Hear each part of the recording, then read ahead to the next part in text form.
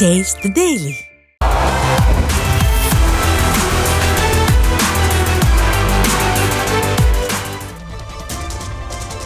Border Gavaskar தொடரோட மூன்றாவது போட்டியோட அஸ்வின் சர்வதேச கிரிக்கெட்டில் இருந்து ஓய்வு பெற்றதால அவருக்கு பதிலா இளம் ஆல்ரவுண்டர் ஒருவரை தொடர்ல சேர்த்திருக்காங்க. முதல் தர கிரிக்கெட் போட்டியில மட்டுமே விளையாடிய அனுபவம் கொண்டவரா இருக்கிற மும்பையை சேர்ந்த தனுஷ் கோட்டியான் அஸ்வினுக்கு பதிலா புதிதா இந்திய அணியில சேர்க்கப்பட்டிருக்காரு.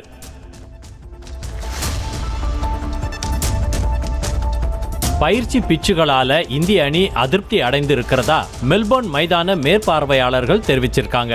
வரும் 26ஆம் தேதி மெல்போர்ன்ல பாக்ஸிங் டே டெஸ்ட் நடைபெறவிருக்கு. இதுக்காக இந்திய அணி தீவிர பயிற்சியில ஈடுபட்டு வர்றாங்க. இந்நிலையில ஆஸ்திரேலியாவில் இருக்கிற மற்ற பிச்சுகளை விட மெல்போர்ன் பிச்சு மாறுபட்டு இருப்பதாகவும் அதிக பவுன்ஸ் காரணமா தான் ரோஹித் சர்மா உள்ளிட்ட வீரர்கள் காயமடைந்து இருக்காங்கன்னு தெரிவிக்கப்பட்டிருக்கு.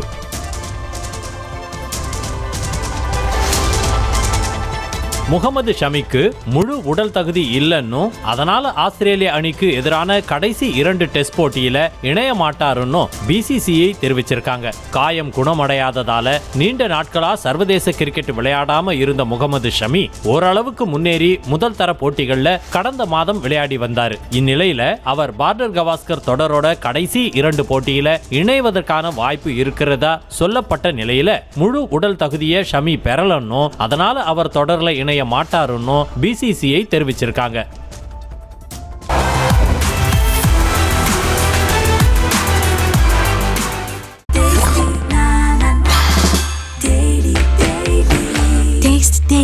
Taste the Daily.